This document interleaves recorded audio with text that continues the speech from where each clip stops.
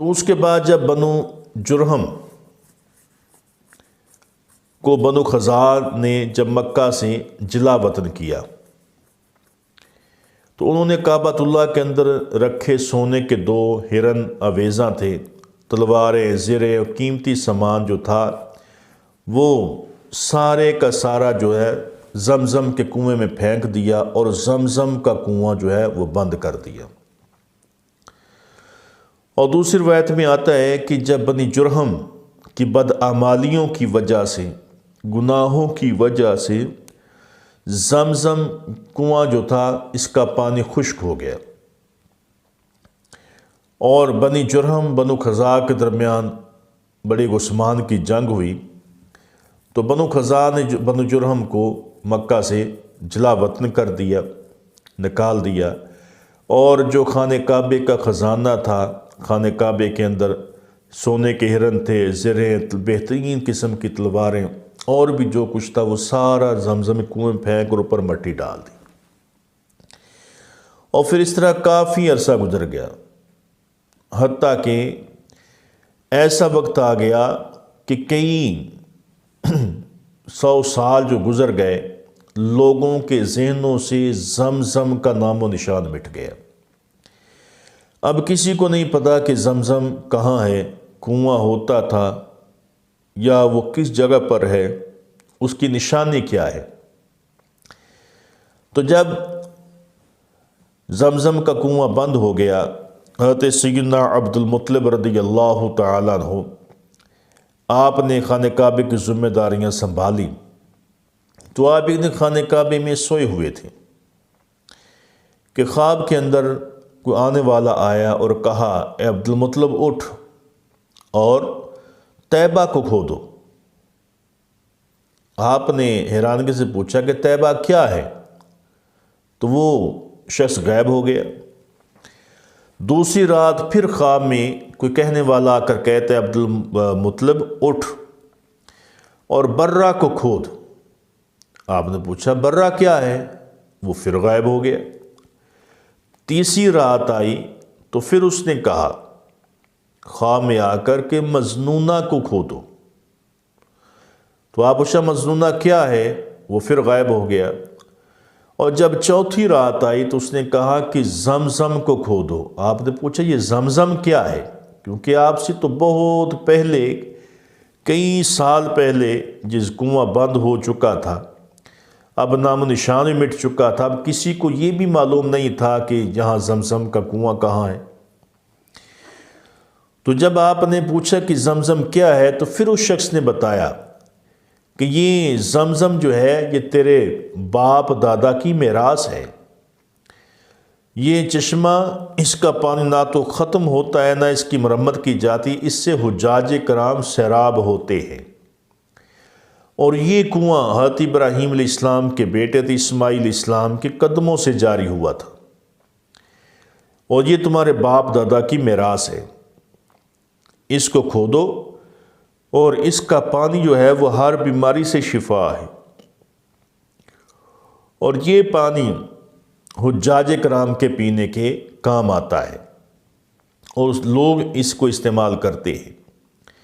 تو آپ نے پوچھا کہ وہ کہاں ہے، تو اس نے کہا گوبر اور خون کے درمیان، جہاں کالا کوا چونچے مارے گا تو وہ چونٹیوں کی بستی کے بالکل قریب ہے، تو وہاں سے تم کھودنا شروع کرو گے، نیچے سے زمزم کا کنواں نکل آئے گا۔ حضرت عبد المطلب رضی اللہ تعالیٰ دوسرے روز ہی اپنے بیٹے حارث کے ساتھ کدال لے کر جب آپ اس طرف آئے، اصحاف و نائلہ کے درمیان جہاں مشرکین بتوں کے لیے قربانی کو ذبح کرتے تھے، وہاں پہنچے دیکھا کہ سیاہ رنگ کا کوا اپنی چونچیں جو تھا وہ زمین میں مار رہا تھا، وہاں گوبر بھی تھا، خون بھی تھا، وہ کبھی چونچیں مار رہا ہے، کبھی مڑ کر آپ کی طرف دیکھ رہا ہے۔ تو آپ سمجھ گئے کہ وہ یہی بشارت ہے جو خواب کے اندر مجھے دی گئی تھی۔ تو حضرت عبد المطلب نے وہاں سے کھدائی شروع کی۔ جب کھدائی شروع کرنے لگے، آپ نے اپنے جو قبیلے کے لوگ فرمایا کہ آؤ جہاں سے ہم زمزم کا کنواں کھودے۔ وہ کہنے لگے عبد المطلب کیسی باتیں کرتے ہو، وہ کنواں تو ہم نے اپنے باپ دادا پردادا سے سنا تھا کہ یہاں کو کنواں ہوتا تھا، اب کس جگہ پر ہے، کہاں ہے، اس کا تو کسی کو علم ہی نہیں ہے، اور نہ ہی یہ لوگ جانتے ہیں زمزم کے بارے میں، یہ تو ہم بڑی پرانی باتیں ہیں، اب تو نام و نشان مٹ گیا۔ تو آپ نے فرمایا کہ مجھے خواب کے اندر اشارہ ہوا ہے کہ میں زمزم کا کنواں کھودوں۔ تو جب آپ نے اتنی بات کہی، وہ انہوں نے مذاق بنایا، ہنسنے لگے کہ عبد المطلب تم خواب کے پیچھے یہ کام کر رہے ہو، خواب تو خواب ہی ہوتا ہے۔ تو حضرت عبد المطلب نے فرمایا کہ اگر تم میرے ساتھ نہیں آؤ گے تو میں اس کو خود ہی کھود لوں گا۔ آپ اپنے بیٹے حارث کے ساتھ آپ نے کنواں کھودنا شروع کیا۔ جب کافی کھودنے کے بعد نیچے سے پانی کے اثار، کنویں کے اثار ظاہر ہوئے تو حضرت عبد المطلب بڑے خوش ہوئے، اتنے خوش ہوئے، خوشی میں آپ نے نعرہ تکبیر بلند کیا۔ جب آپ نے نعرہ تکبیر بلند کیا تو سارے لوگ اکٹھے ہوئے کہ عبد المطلب کیا بات ہے؟ آپ فرمایا کہ جو محنت میں کر رہا تھا اس کا پھل مجھے ملنے والا ہے، کہ دیکھو زمزم کا کنواں نکل رہا ہے جہاں پانی کے اثار، کنویں کے اثار موجود ہیں۔ تو وہیں سے وہ جو زیورات تھے، سونا چاندی تھا، وہ سونے کے ہرن تھے، زرہیں، تلواریں، وہ چیزیں وہاں سے نکلیں تو سارا قبیلہ اکٹھا ہو گیا، کہنے لگے کہ عبد المطلب اس پر ہمارا بھی حق ہے۔ فرمایا بھی جب میں تم سے کہہ رہا تھا کہ آؤ میری مدد کرو، میرا ساتھ دو، اس وقت تم ساتھ نہیں دے رہے تھے، میرا مذاق اڑا رہے تھے۔ اب جب میں نے اتنی محنت کر لی ہے، کنواں نکل رہا ہے، تو اس کا اب وارث بھی میں ہی بنوں گا۔ انہوں نے اس بات پر جھگڑا کیا۔ جب جھگڑا کیا تو جو قبیلے کے معزز لوگ تھے، بڑے بڑے لوگ، سیانے جو تھے، انہوں نے فیصلہ کیا کہ تم ایسے کرو، اپنا ایک ثالث مقرر کرو، اور وہ جو فیصلہ کرے اس کے مطابق جیسا فیصلہ ہو اس پر عمل کیا جائے گا۔ تو جب حضرت عبد المطلب رضی اللہ تعالیٰ عنہ نے آپ نے فرمایا کہ مجھے منظور ہے کہ جو ہمارا فیصلہ کرے ہم اس کے فیصلے کو مانیں گے، تو انہوں نے اپنے ثالث کے طور پر بنی سعد بن حزیم کہنہ کو حاکم مقرر کیا۔ یہ کہنہ تھی، اہل کتاب میں سے تھی، آسمانی کتابوں کا علم جاننے والی تھی۔ تو دونوں گروہ جو تھے انہوں نے اس کی طرف سفر شروع کر دیا۔